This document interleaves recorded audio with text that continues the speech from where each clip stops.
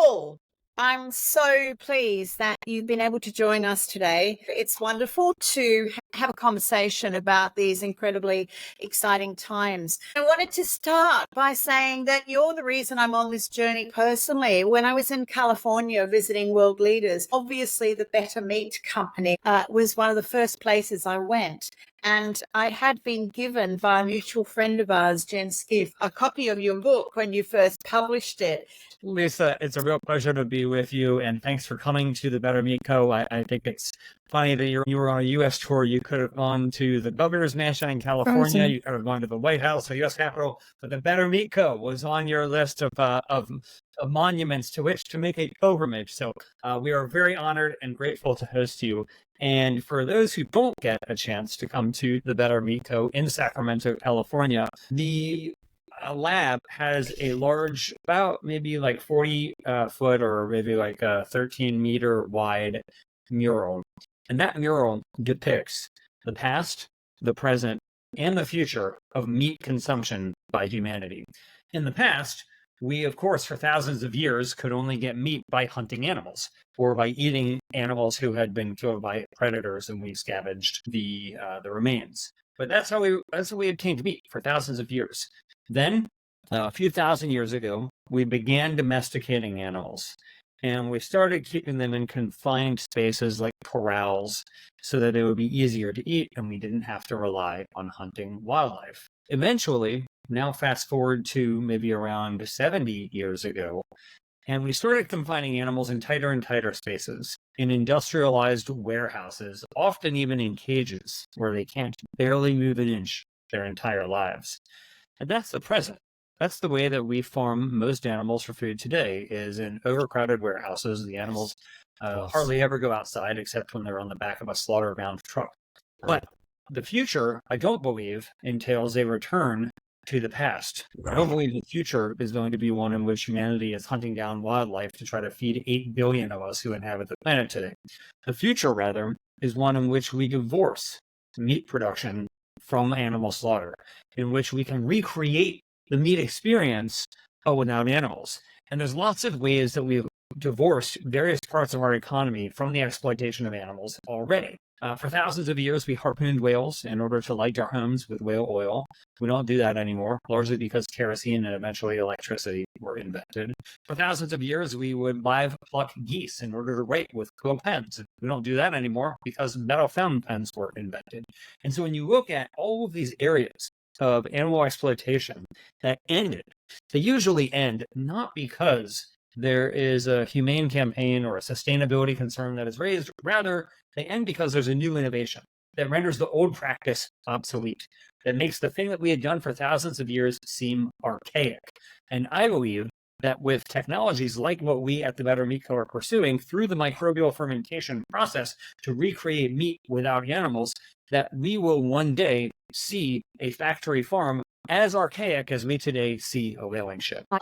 You're the former Vice President of Policy Engagement for the Humane Society of the United States, which is, of course, the world's largest animal protection organization. You're a TEDx speaker, an inductee into the Animal Rights Hall of Fame, and you've written innumerable articles on animal rights. And I've already showed the wonderful book that you produced in 2018. When it's a very beautiful way of bringing together your passion for animal welfare with the future of food. And I wondered, when you created the Better Meat Group, what was your thinking? What was your vision for it? And what is the role that you see it's playing in developing the alternative protein industry? Well, you're very generous, Lisa, to mention what I've done in the past few decades of my life, and I hope that the best is still to come. But for my entire life, basically, I have been devoting it to trying to create a better, more kind, more humane world for animals. And for a very long time, humanity has not really given much consideration to the interests of non-humans. And I think that in the future, people may be appalled by the things that we so casually did to animals in the past. I think that people in the future are going to be pretty shocked when they find out what we did to non-humans. And so the Better Meat Co. exists and was founded for the purpose of trying to help humanity divorce meat production from animal slaughter. And so if you think about the race to recreate meat without animals, it's very similar to the race to get energy without fossil fuels. As an example, there are lots of ways that we can make energy without fossil fuels: wind, solar, geothermal, etc. Right? Well, there's lots of ways that we can try to create meat without animals. One of them is plant-based meat. These are things like the Impossible Burger or the Beyond Burger. These essentially take plants and turn them into things that look and taste like animal meat. And that's great, but it's only one way. And it's an expensive way to do this. And that's why these products today are sold at a pretty high premium over their conventional animal-based counterparts. There's another method that I write about in the book, Clean Meat, which is not using plants, or rather animal cells, to grow actual animal cells without the animal, and make real actual animal meat without the animal. The problem with that is it's not yet scalable. It's a technology that exists. It's approved in Israel. It's approved in Singapore. It's approved in the United States. Unfortunately, that industry is not going to actually grow into a robust teenager, so to speak, until the 2030s. And so then we've talked about the plant kingdom and the animal kingdom, but there is one more kingdom. I'm talking about microbial fungi. This is what's known as mycelium, or the type of filamentous mycelium that grows in the ground. But what we do at the Better Meat Co. is we take that process that happens in nature, we wrap stainless steel around it, and we allow it to happen in a controlled environment. And the result is to create a type of product that is textured like animal meat, but has more protein than eggs, more iron than beef, more zinc than beef, more potassium than bananas, more fiber than oats, and it doesn't have the things about meat that you don't want. So this is an ingredient that we sell as a B2B ingredients company, or business-to-business ingredients company, to food companies that want to make better meat. And they can do that by either making totally animal-free meats with the mycelium or the mycoprotein that we grow, or they can blend it into actual animal meat to create hybridized products that can help people to reduce the number of animals, help companies reduce the number of animals that they are using. So that is what this company was envisioned as an ingredients company to help food companies move toward a future in which they're less reliant on animals than they have been in the past. It's an amazing vision. And when I was in California, you were about to look at upscaling significantly.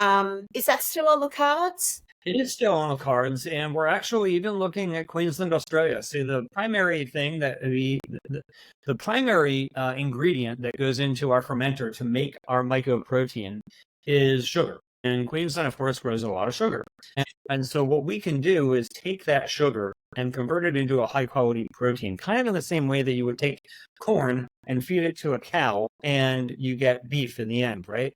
But the difference is, with a cow, you've got to feed that cow for well over a year before you get a steak. In our case, though, we feed our little microbial fungi for less than one single day. In less than one single day, we go from inoculation to harvest. This is truly among the most efficient methods of protein production the world has ever seen. And so right now, we are looking for that type of infrastructure to plug into. And so our aspiration is to find the right partner, preferably in the form of a sugar company, that wants us to co-locate with them and take their product, have a guaranteed buyer for it, put it into our fermenters, and create the next generation of alternative meat ingredients that can be consumed, yes, of course, in Australia, but also in Asia and beyond. Can you please shed some light on what the opportunities are for agriculture in a state like Western Australia, which of course is a massive land area, but we do a lot of farming here? Lisa, what we're talking about here isn't an end to farming. It's just different types of farming. In this particular case, we happen to require sugar, right? That sugar can come from a variety of sources. It can come from cane, it can come from corn, it can come from beets, it can come from even potatoes and rice. There's lots of different types of farmed agricultural inputs that go into this. But we should not presume that agriculture will always be conducted the way it is today. Today's farming practices are very different from 100 years ago, and 100 years from now, they're going to be very different from today. 100 years ago, one of the biggest crops in America was tobacco. And people don't really smoke that much anymore, right? Like we had campaigns that ended up creating a precipitous drop in tobacco use in the country. That doesn't mean that people who grew tobacco went out of business. Many of them shifted to other crops that were more in demand. In fact, really, in my view, entertainingly, the Wall Street Journal had an article about how, this is about a little bit over a decade ago, the Wall Street Journal wrote an article about how many of the farmers that had been growing tobacco switched to growing chickpeas because in the early 2010s, hummus demand was really rising in the United States. Before 2010, there wasn't a lot of demand for hummus in the United States. And now it's an extremely popular thing that people have with really high levels of household penetration. And so, somebody had to grow those chickpeas. And it turned out a lot of those former tobacco growers switched to it. We used to use different products than we do today. In America, we used to have a huge number of sheep for wool production. Now it's very little because we have other types of preferable materials that people enjoy more and that are cheaper. So anyway, lots of things change. But in this particular case, everybody's talking about ending farming. In fact, if you look at the Beyond Burger, somebody's got to grow all those peas, right? It's made from yellow peas. Somebody's got to grow all those peas for them. I mean, obviously, it's going to be farmers.